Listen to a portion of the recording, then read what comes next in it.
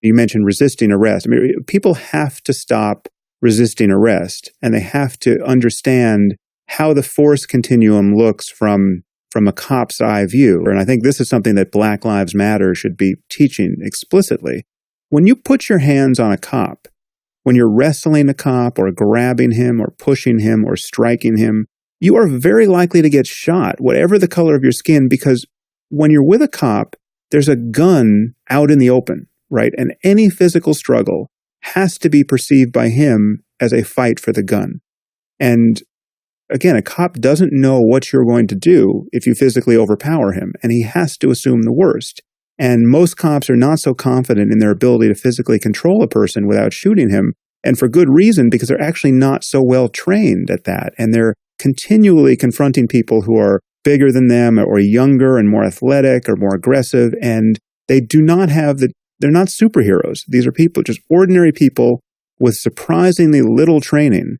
And once things turn physical, they can't afford, and this is, again, something that people are totally confused about. They think that if they see a video of somebody, trying to punch a cop in the face and the person's unarmed, well, then the cop should just be punching back, right? And any use of deadly force is unwarranted. But that is just insanity. It's not the cop's job to be the best bare-knuckle boxer on earth, right? He can't afford to get hit in the head and risk getting knocked out because, there's a gun on the table. And this is the cop's perception of the world, and it is a justifiable one given the dynamics of human violence. And this was a part in your podcast with Rajiv Sethi where I felt like you guys were talking past one another a little bit on this point. And I recommend people see that podcast because it was very valuable on many points. But on this point, so he was totally correct to insist that you should be able to be rude to a cop in our society without being physically punished for it, right? Much less killed. And I think he's totally right to think that it's a measure of a civilized society that cops don't start beating you just because you've been disrespectful. Sure. But you were right to insist that people shouldn't be rude to cops because it's totally unwise. And in defense of what you were saying, you're totally right. You want to be respectful to a cop because you don't want things to escalate. And again, Rajiv is right in saying that they shouldn't escalate based on anything you might say. And if they do escalate, it's the fault of the cop. And on Rajiv's side, he's right to think that the cop's job is to have a very thick skin and be totally professional in his dealings with the public. But on your side, do you really want to increase the risk to your own life by testing the emotional maturity of the guy with a gun?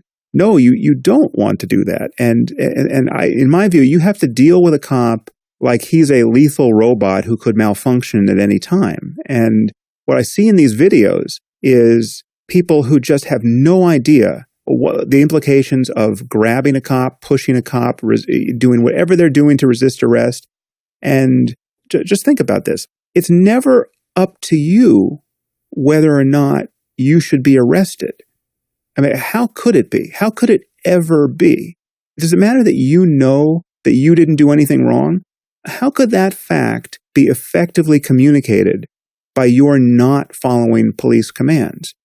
Unless you called the cop yourself, you actually never know what situation you're in with a cop. You don't know. If I'm walking down the street, I don't know that a cop didn't just get a call that some guy who looks like Ben Stiller committed an armed robbery. And he comes up to me. I know I didn't do anything. I don't know, but I don't know what's in the cop's head. So how am I the best judge of whether or not I need to be arrested? So the time to find out what's going on, again, I'm sorry for the public service announcement, but this is, I think, really important for people to understand.